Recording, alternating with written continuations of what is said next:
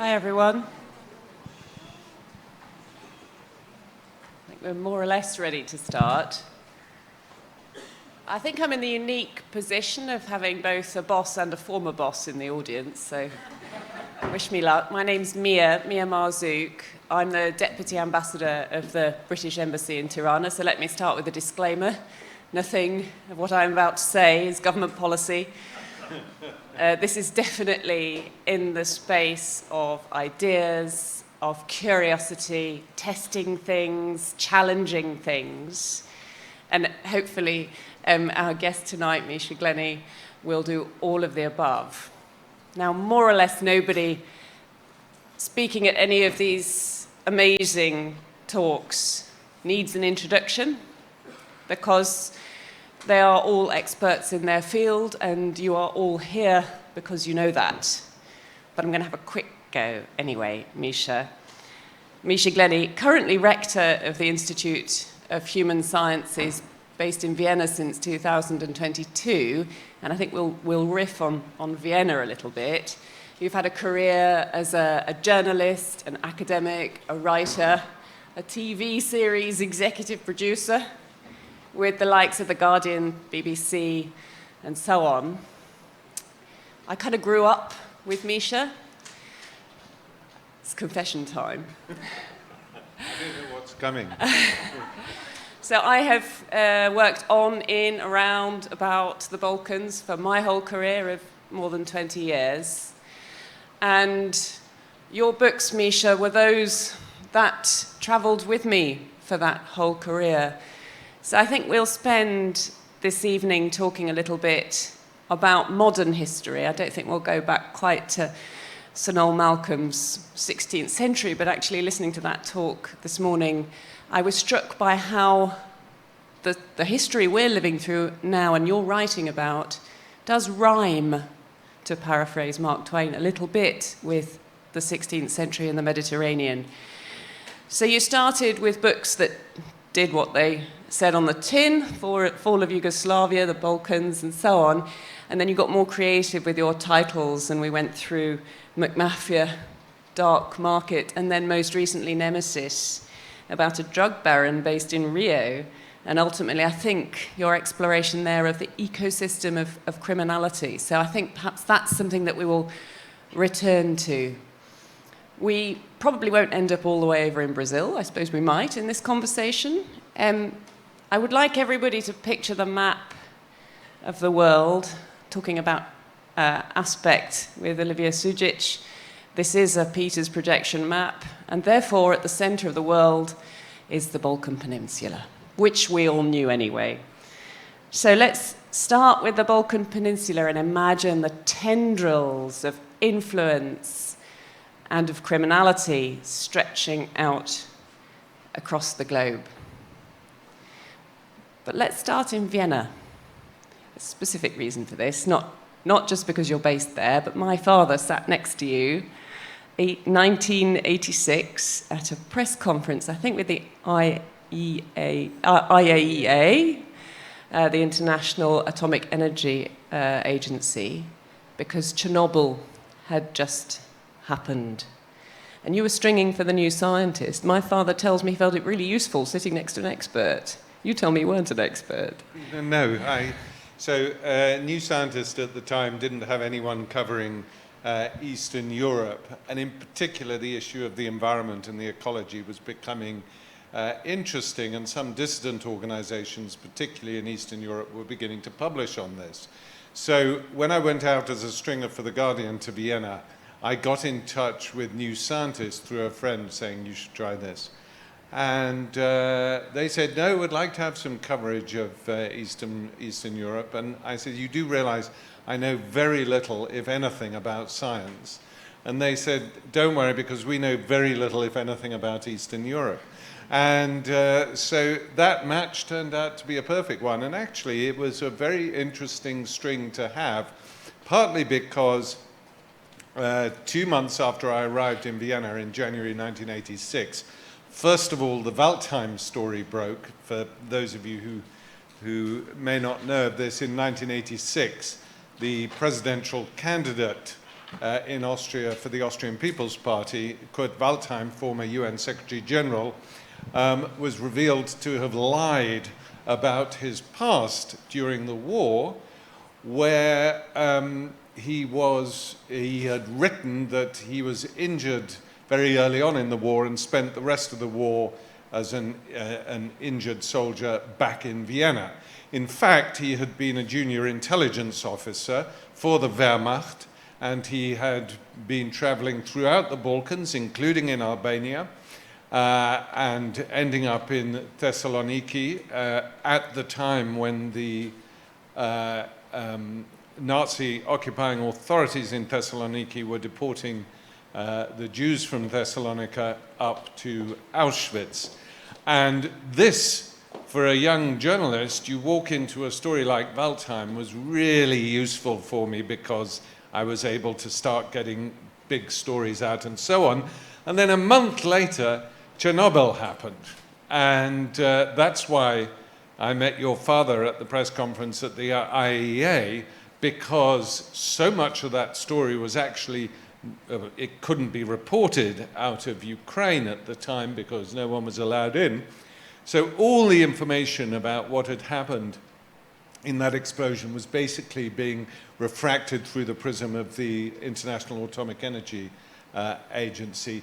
And both those stories, for different reasons, became really useful springboards for me when it came to subsequent stories. In the case of Waldheim, it was very important as preparation for the terrible wars in the former Yugoslavia that happened during the 1990s, in part because Waldheim had served in 3 or 4 of those neuralgic points in southeastern Europe, which then during the wars of the 1990s again became specific battlefields, and you were seeing the sort of vengeance politics being played out in the 1990s from events which had happened, that Waldheim had witnessed during the Second World War. And in terms of the IAEA and Chernobyl, this really inspired my interest in science, later on computing and computing science, which then meshed with the issues of cyber criminality, which I had found so interesting after starting researching organized crime. So it was a really useful start for a young hack, as we say. So it's 1986, Chernobyl is happening, and I think that made everybody in Europe suddenly realize how, regardless of any Cold War, interconnected the continent fundamentally is. 1989 comes along and you get a series of literal and metaphorical walls falling in much of Eastern and Central Europe. But Yugoslavia and Albania have very different histories from the early 1990s. They were both outliers during the Cold War as well. Yugoslavia non-aligned. Yugoslavs could travel probably to more countries than anyone else in the world with those amazing passports. Albania, the complete opposite, absolutely sealed off, not allowed to leave, and perhaps that affects how people think about emigration now, because now you are allowed to leave. So how do you think those outlier positions for Yugoslavia and Albania then play out in their different 1990s history? Well, of course, neither of those countries at this point, by 1989, neither of them were allied to the Soviet Union in the Warsaw Pact or in Comecon, the trading organization. So they were, on one level, the most independent countries in the communist world. There is one big difference between the two. And this is a phenomenon which actually links Yugoslavia with Hungary and with Poland, the two most important countries when it came to the revolutions of 1989 and triggering those revolutions. And that was that in the 1970s, those 3 countries, and actually a 4th Romania as well, but Romania then solved the issue, in a very dramatic way in the early 80s, those three countries took out huge loans from the World Bank and from American banks, and they were massively indebted. And this imposed real strains on the economies of Poland, Hungary, and Yugoslavia during the 1980s. And this then channeled into political instability.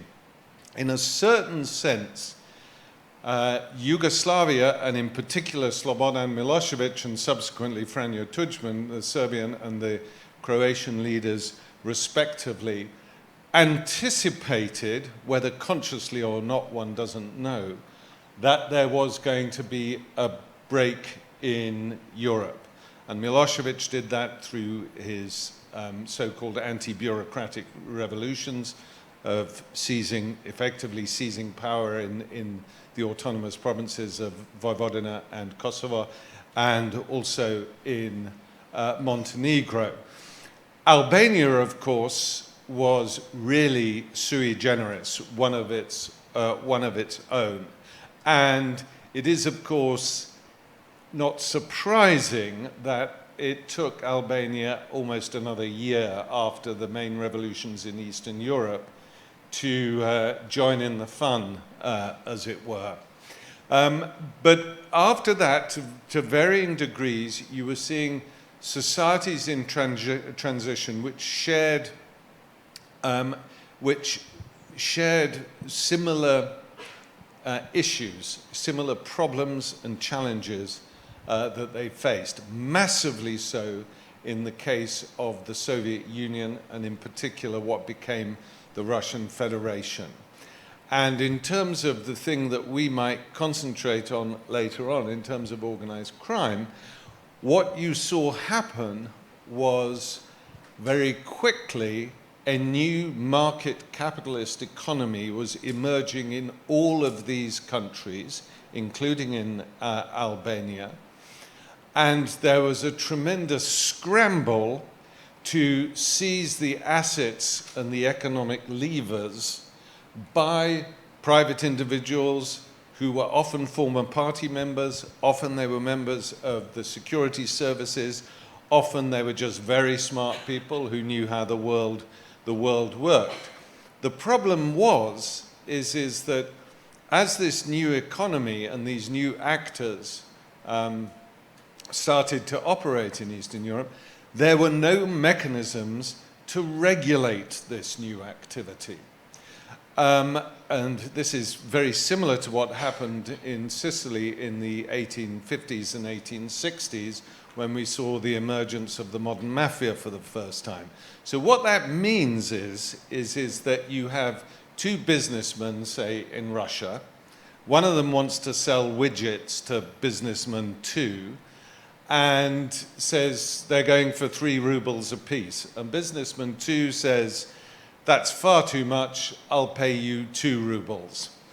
And they couldn't agree, and so they instead agreed to outsource that dispute. There were no courts regulating commercial activity. Outsource that dispute to individuals who sociologists refer to as private law enforcement agencies, but we know better as the mafia. So that is the function that emerges everywhere across Eastern Europe in 1990, 1991, is that independent actors, the mafia, are regulating the markets. They're not yet involved in those in that first year or so. They're not yet involved in criminal activity, but that will come later on. And of course, they regulate the markets with violence. Yes, the other name for them that sociologists give them is violent entrepreneurs, because the service they provide is violence if the interlocutor of the businessman who they support, if the other businessman tries to do the dirty on the first one, then the way to enforce the contract as agreed between the two is through violence, i.e. if you don't pay up or you don't deliver, you'll pay for it. So in Yugoslavia around this time, you're getting extreme forms of violence, but it's very much perpetrated essentially by the state. Albania feels a bit different. The state, much less effective, much less all-encompassing, and instead a kind of more localized protection rackets that connect into local politics. Nevertheless, you get these two, several countries, as Yugoslavia breaks up, and Albania, these two areas ending up in a very violent space. Does that make these places kind of congenitally criminal? Is there something uniquely culturally different about these areas that means that the propensity for organized criminality to take hold is more here than elsewhere? A firm no on that, with one small caveat, and that is because this region has been in the past the point where empires and competing empires meet, and because of the nature of the geography of the Balkan Peninsula, one tradition that has existed historically for a long time is that of smuggling. But that does not imply the deployment of violence necessarily at all. So in terms of whether this is particularly prone to violence, absolutely not. But political circumstances and the prevailing aspirations of local elites and external actors will combine on occasions to create this extreme violence. It's very important that you said that the perpetrators, the drivers of the violence in Yugoslavia during the 1990s was state institutes which had been co-opted by particular parts of the elite. And the reason I became interested in organized crime in the first place is that underneath all the nationalist rhetoric, underneath all the genocidal activities that were going on, members of that elite were rapidly privatizing state assets. And very few people, except for people who lived in the countries at the time, noticed that this was going on. And they had outsourced part of that activity to organized criminals. And the reason why I thought that Yugoslavia was more complicated on one level than some people might have thought is that there was considerable evidence throughout the war, even during some of the worst times, that organized criminal groups on either side of the front line were simultaneously fighting each other and collaborating on criminal projects, because Yugoslavia became a hub for the development of the globalization of organized criminal networks that was caused partly by the collapse of communism and the emergence very quickly of a space in which judicial systems had ceased to function. But equally important was the fact that there was a huge market in the European Union for the goods and services, illicit goods and services that criminals provided, i.e., there were a lot of Europeans who liked to take cocaine. There were a lot of European men who were prepared to sleep with women who had been trafficked for sexual purposes. There were a lot of businesses who were prepared to employ people who were being trafficked for labor market purposes. So there were those two sides. There's always a demand side and a supply side in organized crime.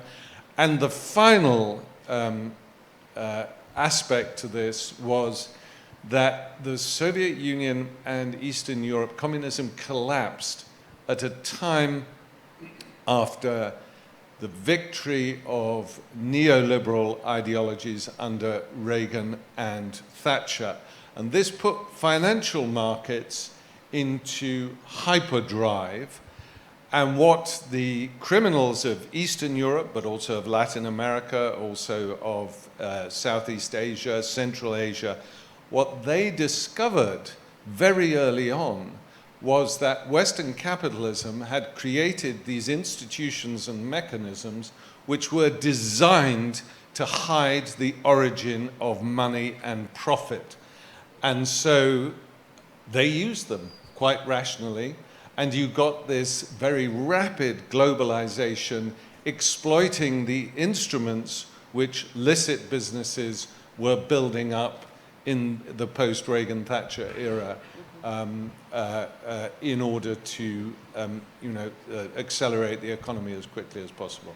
So we've got a global criminal economy now that is using the Balkan Peninsula because of its geography, because of its violent entrepreneurs, because of the way it can help hide assets, it can transit smuggled goods, and people can essentially escape rule of law by retreating back to many of the countries in the Balkans. If we fast forward a little bit now, we've had 3 big shocks in the past few years to the trade in illicit commodities. We've had the pandemic. No one is going out onto the street corner to buy or sell cocaine during the pandemic. So how do criminals respond to that? We've had the fall of Afghanistan and the Taliban's policy towards poppy growth and therefore heroin, essentially meaning that that particular supply of heroin is much reduced as we move on. And then the intensified war in Ukraine over the last 2.5 years, which potentially changes the routes and the access and the ability of Russian and Ukrainian criminals to cooperate. How do you think those 3 really big changes to the illicit commodity scene are playing out? Right. In terms of the heroin, there was, even when the Taliban came back in, and they haven't shut down production entirely, 2 things have been going on. First of all, there was an oversupply of heroin around the world anyhow, so people are still using up their stocks. Secondly, what you're seeing is a shift in the nature of narcotics consumption, illegal narcotics consumption around the world. You have seen a significant increase in production and distribution and consumption of cocaine, which to some extent takes out the heroin market. But above all else, you've seen the development of synthetic drugs, which come in the form of pills. They're much easier to hide, they're much easier to move. And in particular, we have seen the rise of fentanyl, which emerged out of a company, an American company, which was selling similar synthetic-based opioids for many years legally, encouraged by the insurance trade and the doctors of the United States, who were persuaded to prescribe OxyContin, which was a synthetic-based opioid. Drug deaths in the United States, once OxyContin was made legal, rose from about 3,500 a year to a maximum of 70,000 a year. But very quickly, people discovered that they could replicate the manufacture of OxyContin, and it emerges in this new drug called fentanyl, which is now produced in huge amounts in Mexico, using precursors. Those are the chemicals required for it, coming from China. So we have a much more serious drug problem than we did before, and a lot of these drugs come from the pharmaceutical industry initially. But what's also happening that is very interesting is because you don't need particular organic conditions to produce this material, the production of narcotics is moving away from its traditional homes of Colombia, Afghanistan, and so on, and moving much nearer to the consumers In particular, if you look at southern Holland, southern Holland is a manufacturing hub for synthetic narcotics, and you find mayors in the towns of southern Holland who are under threat from the mafia because they're trying to do something about this. One of the consequences of this is you have seen a big move for the legalization of marijuana across the Federation in Canada, in many states in the United States, almost entirely throughout South America, and now you're seeing it with Germany's recent legalization here. One of the reasons why this is happening is because police forces around the world are telling governments, we do not have the resources to police the marijuana trade on top of everything else. And if you're looking at the damage that marijuana does compared to, say, fentanyl or even other illicit drugs like alcohol, it is just not worth the candle anymore. So huge things are happening in the global narcotics economy at the moment, which will have very profound social impacts around the world. So this is almost bringing us back around again. If you think about regulation and criminalization, that is where organized criminals do well, because they are by definition working against the law and they are offering something that is not attainable. We have the sanctions circumvention during the wars of Yugoslavia and the connection with oil smuggling, tobacco smuggling and so on that makes a lot of Yugoslav criminals pretty wealthy. And now we have potentially new regulatory environments with synthetic drugs, for example, and a very all-encompassing sanctions regime connected to the war in Ukraine. Is there any hope at all in the struggle to combat serious organized crime? Yes, because there are things you can do. There are regulatory issues, there are policing issues, there are demand-side issues, there are mechanisms that reduce the amount of corruption, reduce the amount of criminal activity, but in a globalized world, it requires high levels of cooperation between governments, and that doesn't always exist, and indeed sometimes government policies lead to a reduction in cooperation. So, for example, when the United Kingdom left the European Union, it per force left Europol as well, and Europol's primary function is to share data between member states, and that has been a significant blow both to Europol and to the United Kingdom in terms of managing their monitoring of organized criminal activity. A big change happened up until about 2010. A very new type of crime was emerging, and that was cybercrime. And the interesting thing about cybercrime is it, certainly in the initial phases, attracts a very different sociological demographic type involved in it. They tended to be males in their teens. They usually are men, to be honest. It is actually off the scale. If you look at any major crime, like homicide, for example, you usually see rates of 80 to 81% are perpetrated by males, and the remainder 19-20% by females. When it comes to cyber criminal activity, it is 94% male and only 6% female. So there is a very significant difference here. It is usually men. But what happened, first of all, was that they acted on their own, and initially traditional organized crime groups weren't interested in cybercrime because they were themselves technologically inept and illiterate, and so they thought it was unnecessary.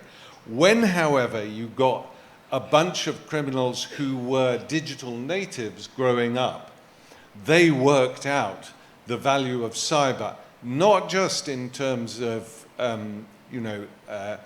hacking into our computers and stealing our money, but what we call cyber-assisted crime. And there is no major criminal organization now which does not use to the max computer networks to improve the efficiency of their business and also to disguise their business. So, for example, on people smuggling now, it's a completely different game because of GPS systems.